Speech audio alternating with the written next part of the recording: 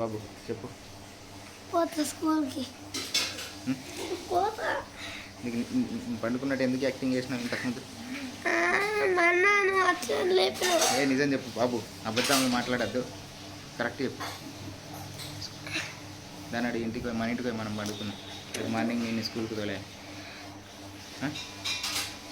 ఏమంటావు? అన్నయ్య నువ్వు ఇద్దరు రావాలి. రేపు మార్నింగ్ పొద్దున్న లేచి అక్కడ ఇల్లంతా కడిగి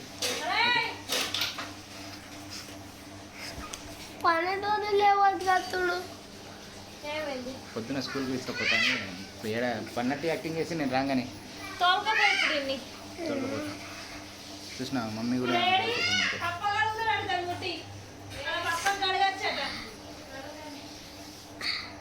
ఎందుకు యాక్టింగ్ చేస్తున్నావు ఇట్లా? నీకు అంత మంచిగానే అయింది, నీ గొంతు కూడా అంత మంచిగా అయింది.